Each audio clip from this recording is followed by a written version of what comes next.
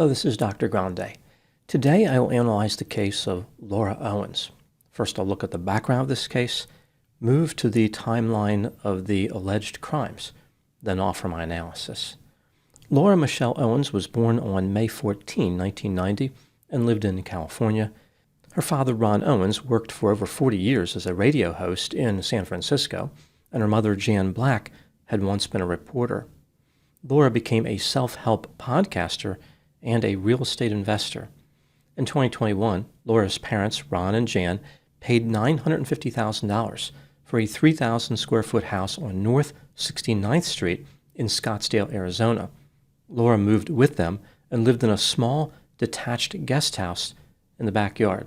At the time I'm making this video, the property is worth over $1.5 million.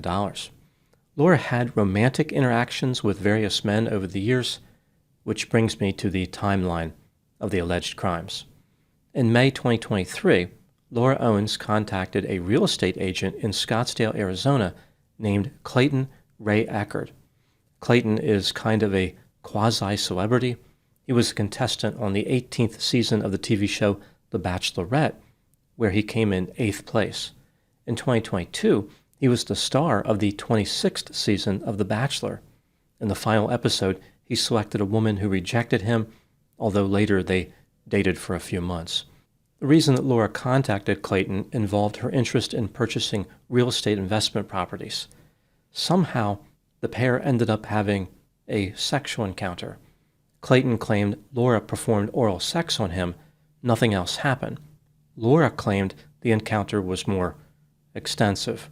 Either way, Clayton told Laura he did not want to continue the relationship. About a week after the encounter, Laura told Clayton that she was pregnant with twins. In August 2023, she filed a paternity lawsuit against Clayton, seeking child support.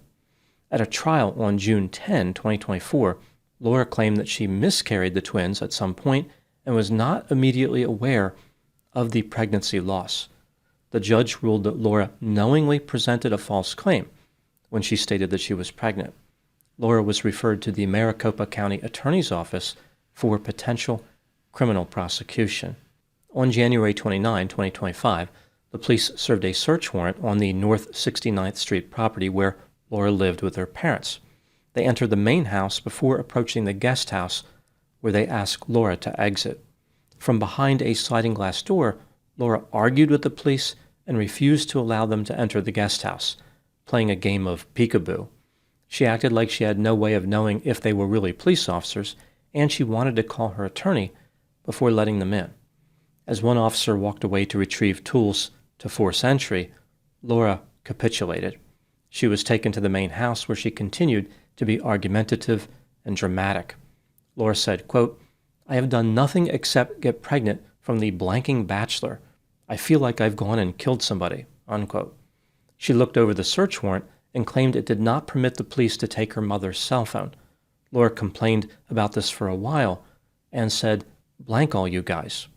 In May 2025, Laura Owens was indicted for fraudulent schemes and artifices, forgery, tampering with physical evidence, and 4 counts of perjury. Clayton Eckerd reflected on this development in the case, saying, quote, "Laura is a criminal that needs to see serious time behind bars, where hopefully she'll take time to reflect upon her decisions and grow from them," unquote. I think Clayton meant Laura is a criminal who needs to see serious time behind bars. Not surprisingly, Laura also had a response to the arrest. She said, quote, "As someone who has never been charged with a crime in my life, I am stunned by the 7 felony charges announced against me by the Maricopa County Attorney's Office. These allegations appear to be the result of coordinated harassment, misinformation, and public pressure in the aftermath of a paternity case I filed against former Bachelor star Clayton Eckerd," unquote. Laura then claimed that she had been targeted by a group called Justice for Clayton, saying, quote, "A faction of Mr. Eckerd's supporters who built an entire narrative on a demonstrably false claim, that I faked a pregnancy. That accusation became their rallying cry, fueling thousands of hours of monetized YouTube content, Reddit threads, and social media attacks, many of which dissected my medical history, mental health, and personal life with obsessive cruelty, unquote. Laura claimed that the mistreatment eventually moved offline, and she received multiple false welfare checks to her home so the body camera video could be weaponized to humiliate her.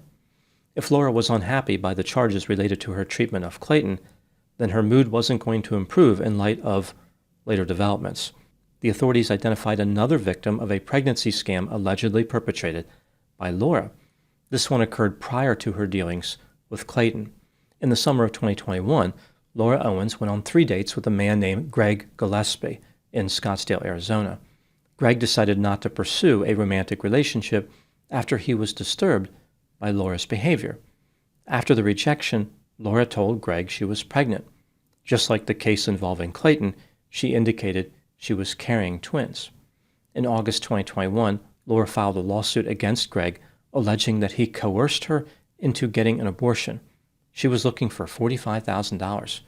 Greg denied the claim. One of the pieces of evidence that Laura used to support her claim of pregnancy was an image of a sonogram. Greg conducted a reverse search on the image and found it was identical to one posted on a blog in 2014. It appeared as though Laura was being deceptive. In October 2022, the case against Greg was dismissed. However, Laura did manage to get a protective order against him. On November 6, 2025, Laura Owens was indicted on 7 charges related to her alleged treatment of Greg: fraudulent schemes and artifices, perjury, theft by extortion accusation of crime, 2 counts of forgery, and 2 counts of taking the identity of another. This means that in total, Laura is facing 14 charges, 7 related to Clayton and 7 related to Greg. Even though it did not result in additional charges for Laura, a third potential victim has been identified. A man named Michael Maracini started dating Laura back in 2016 in San Francisco, California. She sued him, claiming that he impregnated her with twins. This is a familiar story that Laura uses. Michael denied her claim. Laura obtained a protective order against him in 2018. In July 2025, 2 months after Laura was indicted for the alleged scheme against Clayton, she filed a petition to make her restraining order against Michael permanent. She claimed that she was afraid of him and he caused her severe emotional distress, even though they lived over 750 miles apart. As I mentioned, no charges were filed against Laura in relation to Michael. Despite the lack of charges, this does not look too good for Laura. Conducting an alleged hoax against 3 different victims makes it seem like she engaged in a pattern of fraud.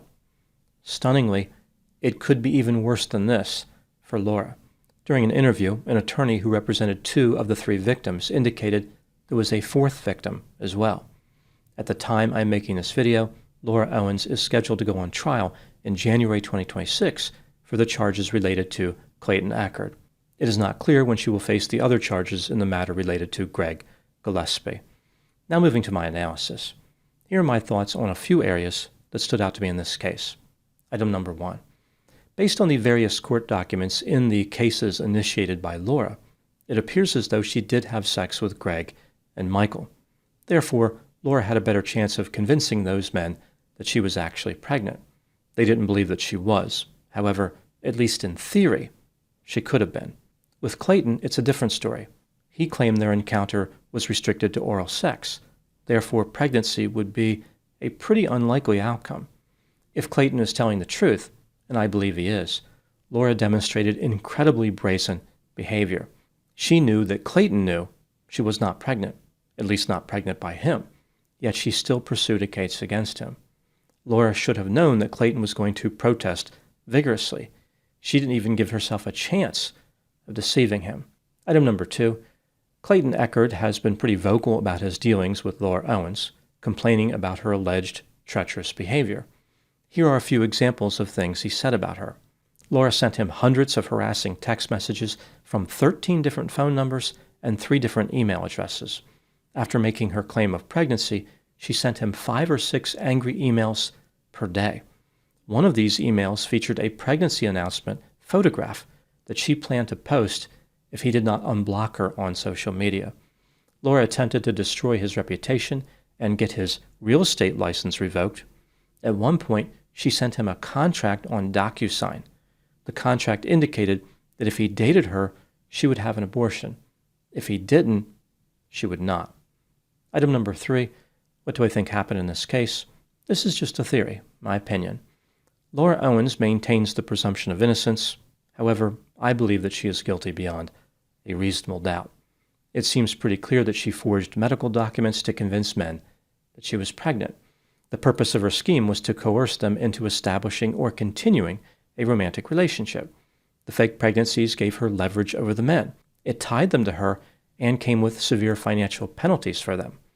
As far as seeking protective orders, I believe that Laura did this to harass the men. This kept her involved in their lives. She could repeatedly play the victim by claiming the orders of protection were violated. It was also a way to silence her victims. If they posted something on social media about her schemes, Laura could say that the post was somehow a violation of the order. One can make a good argument that Laura is self-centered, insecure, reckless, irresponsible, erratic, vindictive, petty, grandiose, obsessive, nefarious, has a sense of entitlement, and is exceedingly creepy. Her alleged scams must have cost her a lot of money and legal fees. She was incredibly determined to punish the men for rejecting her. She does not appear to understand the way others perceive her. Laura thought that she could repeatedly perpetrate the same hoax, and no one would recognize the pattern. Even after she was charged in connection with her behavior toward Clayton, she still pursued legal action against her former lover, Michael. This shows an inability or unwillingness to learn from her mistakes. In a time when she would have been better served by mounting a defense, she went on the offense. Laura is never going to give up. She needs to be in prison. This is the only way society will be safe from her. Now moving to my final thoughts. The lesson learned in this case is that men need to be more careful about partner selection when seeking casual sexual experiences. If the man makes a poor selection, like a woman who has an intense fear of abandonment, he may find himself dealing with a person who is willing to do just about anything to trap him in a romantic relationship or to get revenge for rejecting her. This doesn't happen often, but it only takes one time to cause years of grief. A night of pleasure can cause a lifetime of pain. There is systemic bias in the courts. For many years, men were discriminated against in divorce and custody proceedings. Remnants of those discriminatory patterns still exist today. A man cannot expect to be dealt with fairly in the courts, so prevention is really the key to avoiding the pain. Those are my thoughts on the case of Laura Owens. Thank you so much for watching. I'll talk to you soon.